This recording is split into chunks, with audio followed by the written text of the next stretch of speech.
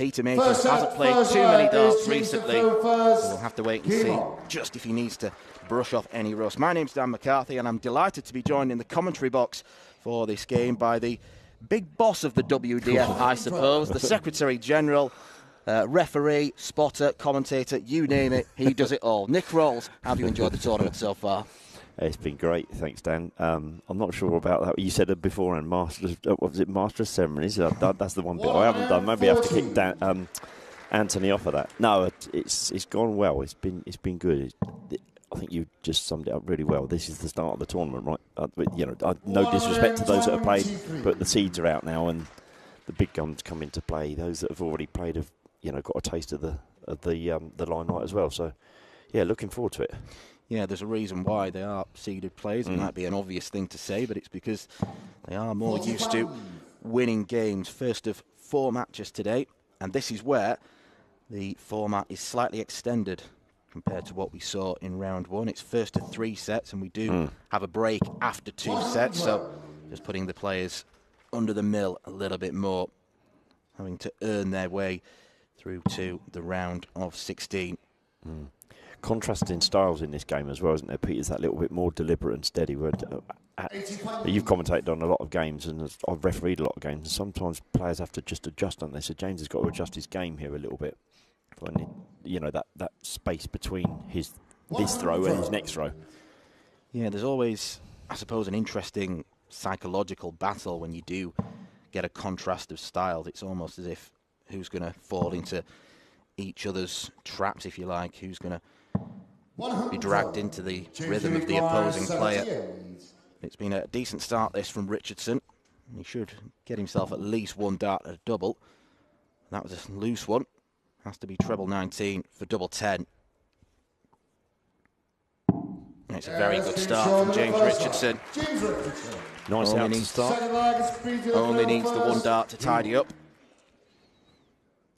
Yeah, good 78 outshot to start proceedings. You said at the top as well, where there's a dartboard, there's a James Richardson, right? Absolutely. It just goes everywhere, doesn't it? Yeah, he was competing in the Modus Super Series last week, played in Group A, so he had a full week of darts, dropped into Group B, and fortunately couldn't qualify for finals night. But he does have such an appetite for the sport. It's really nice to see.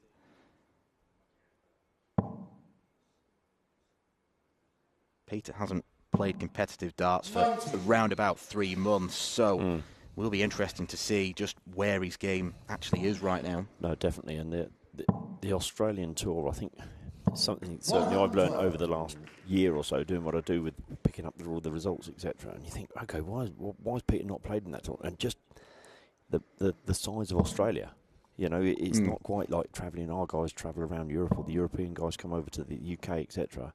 And it's an hour or 2 hours on a flight. For those guys, it's like 6-7 hours to get from one side of the country to the other, So it does make it difficult, and obviously the cost of things for those guys as well. Yeah, I think a 3-hour journey by car in Australia, they consider that what we'd consider about 10 minutes here. Yeah, exactly that. Peter's got the advantage in this particular leg.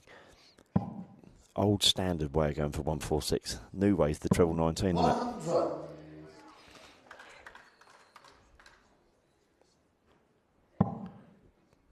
Peter will be looking to go one further than Kim Mitchell yesterday. I thought she was really unfortunate. A brilliant 130 outshot to win the leg that took us to the final leg. She played really well. It was a final set where we saw 5 consecutive breaks of throw. Right. But this is for a holder throw. Well, so 2 darts at doubles and 2 hits. Doubling masterclass so far. Yeah. And a Dutchman on the refereeing as well, Marco Meyer. Yeah, very multinational refereeing team we've got here this week. Yep. Right, I think all the guys are enjoying themselves as well. Good camaraderie between them. Yeah, it's all you can ask for. Yeah. Just a good laugh while you're working. Yeah, yeah. Yeah, that's a bit of a blocker for James, sort of sitting underneath the bed. Just had to move across a little bit. These darts do stand to attention. Very deliberate, that first dart, Peter, isn't he? Yeah, the way that he almost twizzles the darts in his fingers, it's quite an unorthodox style. Several of those little prods forward before he releases the dart. James, a much speedier player. 135. Did have the best average after the first day of play with just over 88, but that's since been bettered by Jarno Bottenberg, who was brilliant against Jamie Lewis, only giving the Welshman one leg, and then the extravagance of Leonard Gates against Brian Corbett. He'll certainly be one to watch. 100%. Yeah, very impressed with Leonard. And Jarno, so confident when he got speaking to him just before his game when he came up. He was really confident. James having a bit of a think here. Needs to go for the 25, I'd suggest. Good thinking. Good thinking. Always listen to Nick. That's the counting that makes you a referee. Yeah, that's it. That's the bit we're looking at. Not quite the same when you're watching Leonard Gates, I've got to be honest. Player who we could bracket as a spotter's nightmare. Absolutely. 100%. Another one of those for tops. 100. Good thinking there, because he could have easily come out and gone treble 16, but then you'd say leave yourself 64, and you could take 2 darts to get to a double, whereas theoretically off 60 you should get to 1. This could be interesting. Oh, went 57-28. Should be treble 10, I think. Oh, 2 out of 2. I'm going to retire now. It's a lovely setup from Peter, yeah, and is. it's James under that's a bit of pressure. Not only James's darts stand up, they also tend to tilt to the right as well, so he didn't want that over the left-hand side, but he adjusted really nicely. That's 3 at doubles, 3 hits, right? Yeah. Yeah. Perfection. No pressure, lads. Keep it going. First 180 incoming, perhaps. Oh, and that's why you do commentary, right? Absolutely. It's the dream team. Trouble is, the only way now for is down. 16. You can imagine that Peter would struggle more than most to hit 180s because just thinking the same. Yeah. As we watch this dart landing the board, just look how thick and bulbous it is. However, is that there? I think it's just above you. No! Wow. I'll repeat, the seeds are here to play. And you're doing the comms on this, my friend. 141. Treble 20.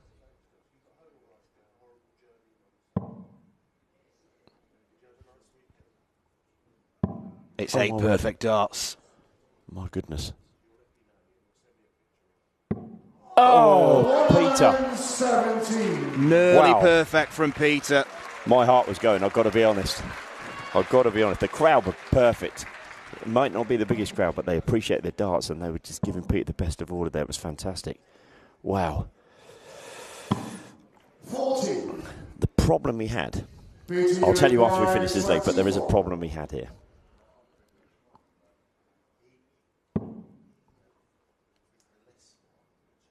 Still has the luxury of time. Doesn't need loads of it, though. Does pick out double 12. The problem was he had the referee from hell for 9 darts. Marco Meyer here. I think that's his 4th time where someone has missed the double 12. I think Marco will tell you later, but and of course we'll give him a bit of ribbing about it as well. It's Marco's fault, absolutely, obviously. 100%. But yeah, interesting. Isn't it? You said earlier about the fact that Peter hasn't played for 3 months. Well, 70. He's putting up a decent fight here. Do you know, typical as well. 3 legs where the doubles hit first dart, and the one we wanted. Yeah. You just swapped it round, right? 100. Yeah, I'm sure Peter would have loved to add his name to an exclusive club, a roll of honour of players who've hit 9 darters on this stage. But all of a sudden, there's a bit of lateral drift into the fives. Yeah. 15. Sometimes how this sport goes.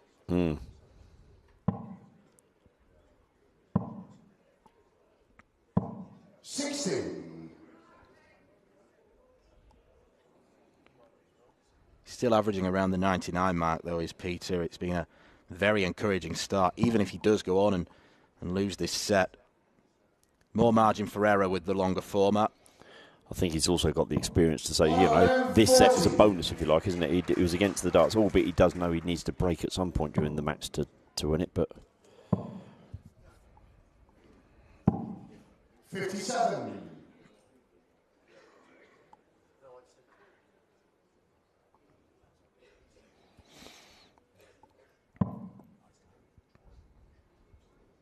Big score here. If he can put another one in there, he's the favourite for the leg and the set. And he's done that again, to your point, though, but how he got that underneath the dart that was in the treble.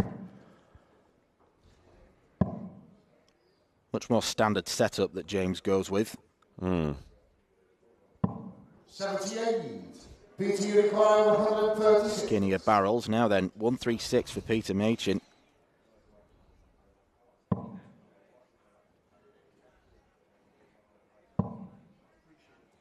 I think the other thing for Peter here is, I mean, if our hearts were racing, his heart has got to be racing as well. So to come back down off of that opportunity for a 9,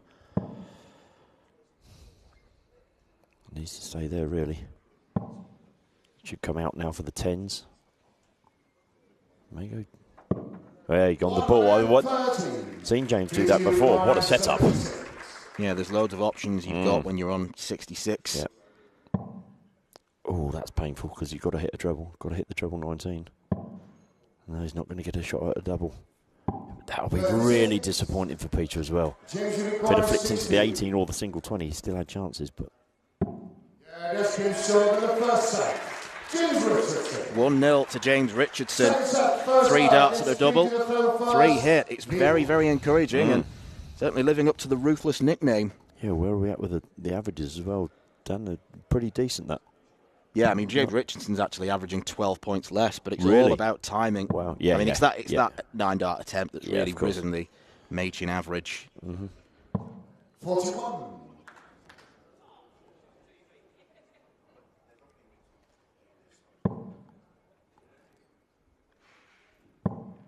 I've seen him average a ton before on the big stage, Peter Machin, in the quarterfinals of the World Trophy back in 2017 against the great Martin Adams. There's a very, very high ceiling with this man.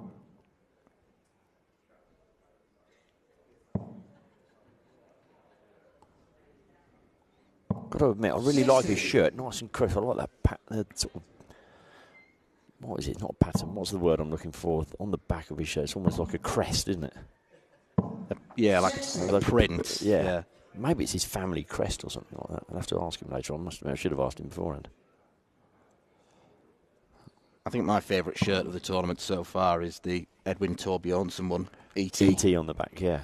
Which I've got to admit, it took me an embarrassingly long time to work out why that was on the shirt. It's his initials. That makes sense.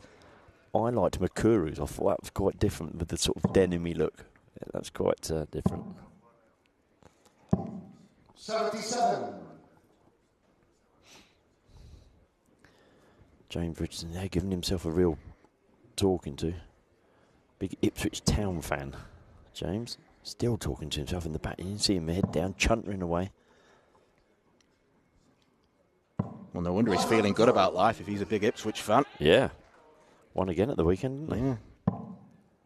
Oh, that one's all right. That doesn't count. Drop darts can be picked up and thrown again. Yeah, the rule is only if it's a deliberate throwing action and it hits the floor. Exactly that.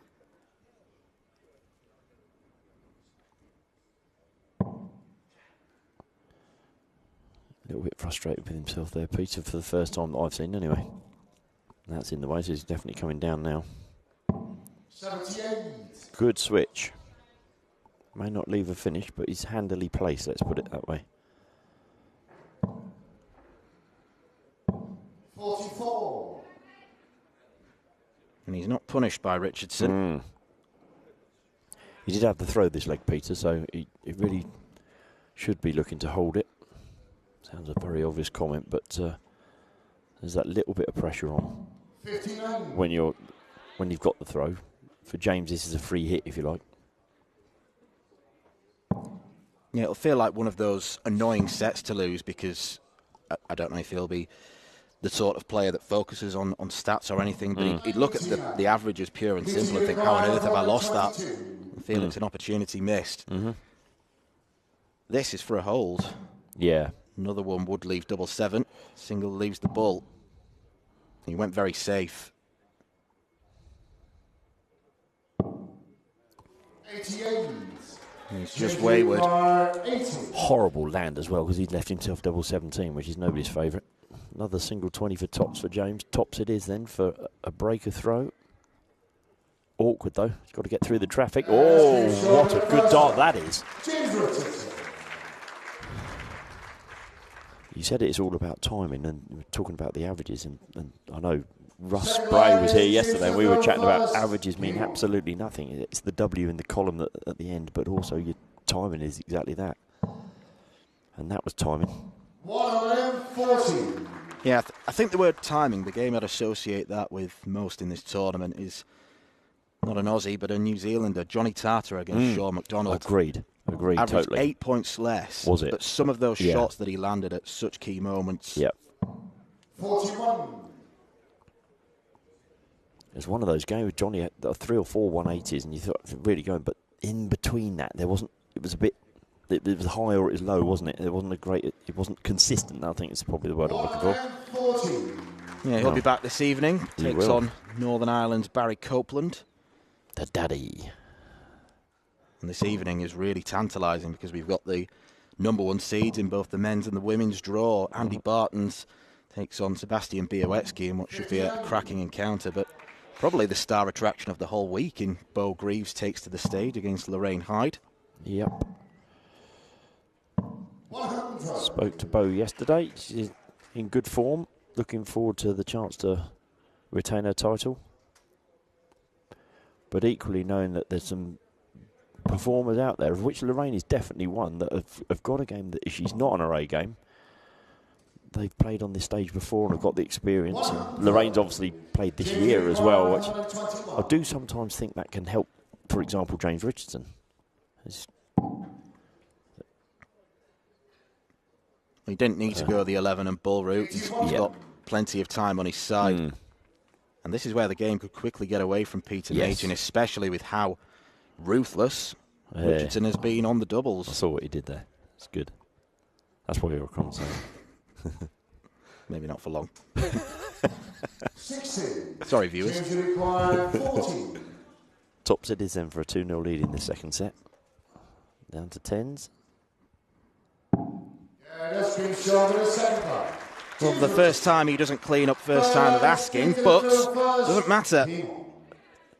Oh, right, okay. That was the first double he'd missed. Very studious Dan. I'm just looking over his shoulder at his notes here. He's got it all written down. Not sure the handwriting's the neatest, but No. as long as you can read it, it doesn't matter, does it?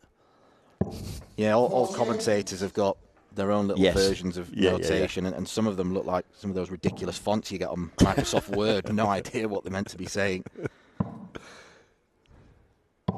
60. Yeah, I think Peter needs to win this leg, not only to stay in the set, but almost to stop the rot. Sounds really strange that he's only lost 3 legs on the trot, having lost the last leg of the first set as well. But as you said, he can run away very quickly, especially with a player of James's pace as well. I sometimes find with James, and I think he'll be the first to admit it as well, is the concentration level. You saw how pumped he was in that first set.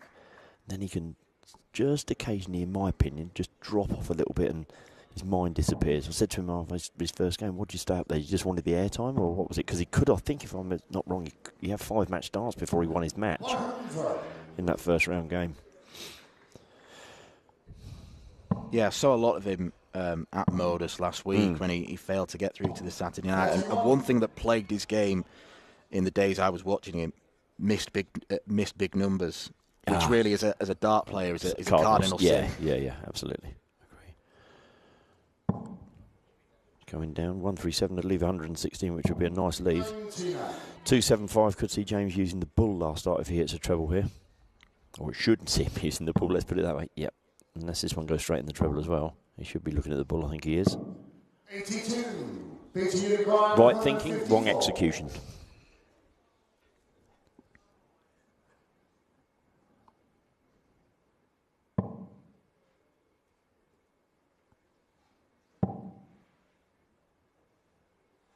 Could have come down here, and 57 would have left him 59, so 19 and tots, but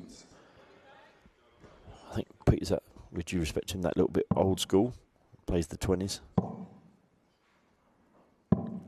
It's amazing watching some of the Dutch players and the way they go out and their thinking is that quick. It's exciting as a referee, but it's also scary on occasion. Nerve-wracking. Yeah. Double here? Doesn't need to, perhaps 144. Again, maybe that old school is not going to go double.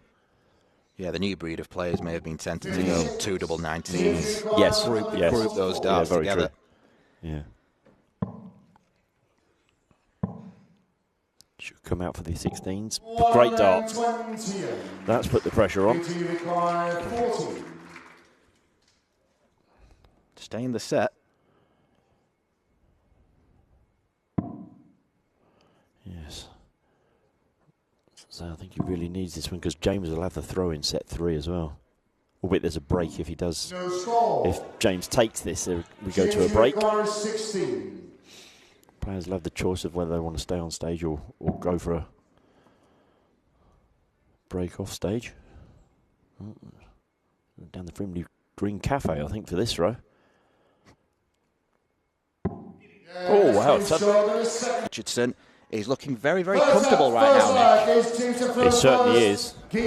His doubling, as you've said, all the way through has been really good. I think he's missed 1, 2, 3 darts at doubles, yeah.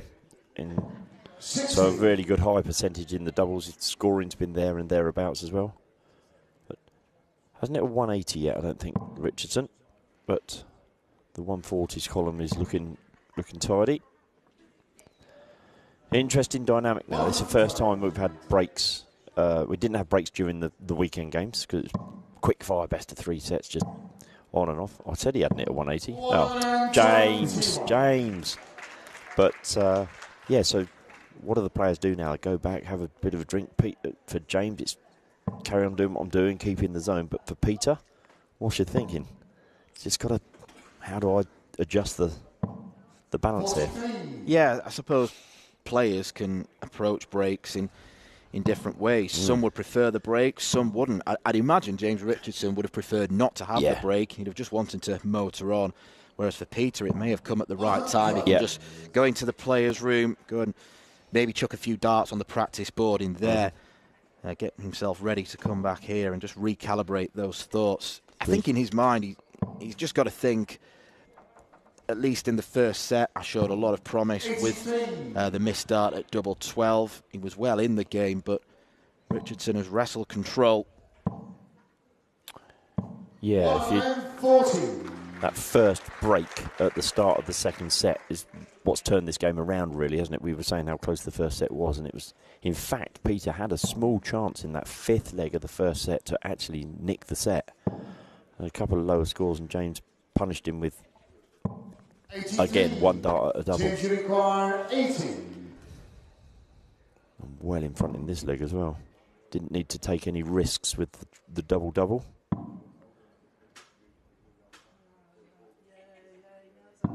The break hasn't changed anything. Still as ruthless as ever on the doubles. You've used that once. You can't use it again, surely. You can't get away with that. Could do with a thesaurus. I like the way James managed to find the tops through those darts. Have been quite high in the bed. It makes you think, is he going to be able to get through? But he's done it at least twice. Yeah, 80 is one of those checkouts that's either quite straightforward or difficult, depending on how your darts behave and how they land in the board. And James's are pretty tall, and they're quite long darts as well, which probably doesn't help. They don't go quite as tall as some other players. They are still, I 100% agree with you. It is dangerous, but 1 or 2 players I've heard them say that's why I go 16s. I'm not a dart player, and if you saw me play darts, you wouldn't want me having darts in my hand because it'd be more of a lethal weapon than something that's going to score a decent score on a dartboard. 57. But for me, you have to go 20s on the 80 because that you don't need to hit a treble. Simple as that. Yeah, if you get me a set of darts, you probably need to get me a set tube of polyfill as well for the walls. So it's no good us pairing up when we have No. the referees challenge it later in the week. Well, you can say at least you're a former Dutch Open participant. Not for long. 96. Should see James coming down here on 265. Yeah, down from the 19s. It could go up here because 160. Okay, so no, he has stayed down. There we go. 95 would have left the 170. 133 still leaves in the champagne shot of 132. Not that he necessarily needs to go for it unless Peter hits a really big score here. Yeah, you mentioned a few moments ago the 180 column is blank for Richardson, but he is chipping away because he's finding the treble 2 darts out of 3, and that's a very, very good formula for success. Really good play here from James. I'd love to see. I think I really like the 132 finish, ball double 16, or even if it's ball 42 tops. I'd love those top finishes, but sensible darts there. Didn't need to go for it because Pete's back on 225. Well, the World Championship dream is turning into a bit of a nightmare for Peter Machin, because he's staring down the barrel. He certainly is. I think that's 2 in, though. He could put some pressure on here. 140. Change required 32. James Richardson is 1 leg away from a place in round 3. His doubling's been fantastic, and he's going to be really chuffed with that. You know his interview will just concentrate on his slow cooker. James Richardson's got a slow cooker that he brings with him to Lakeside. Yeah, Is he cooking Vindaloo in it? Hey, very good. It probably is, actually. He did apparently. I wasn't there when he did it early in the week, but at Modus he did bring a big pot of Vindaloo for some of the crew to have, and I don't know if any of them could handle it. I don't know what the spice level was like. If it is a Vindaloo, it's probably only for the brave-hearted. 2 in for Peter again. 140. Capitalised on James's treble-less visit. It's a tough section of the draw, this, because the winner will face either the number 5 seed, Wesley Pleisier, who we know is a very, very impressive player, or Rhys Colley, who I was particularly impressed with in his victory against Dave Prince. That is a really decent game, that one as well. I'm a big fan of Wesley's. I'm going to be honest and say I didn't really know him until we went to the World Masters. And obviously, he won it. So, of course, I know him now. Definitely knew him after that. A nice guy as well, really nice guy. And, you know, his darts have just taken off in the last 12 to 18 months as well.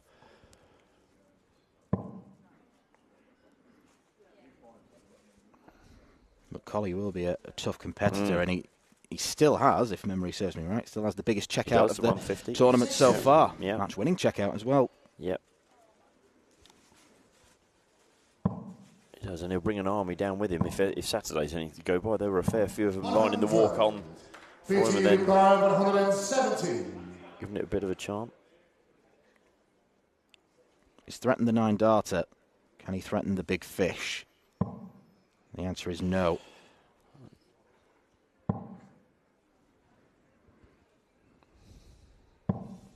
Oh, and that's let James in here, as you said, just this 1 leg away. Could be 3 darts away. 2 trebles and a double 14. Won't be this visit. Good saving dart there as well. 62 remaining. 132. Here we go. Champagne shot. Still a chance. 57 for the bull. Not now. James is going to be coming back for that 62 then, Dan. 104. Well, James will feel like champagne if he can get the job done here.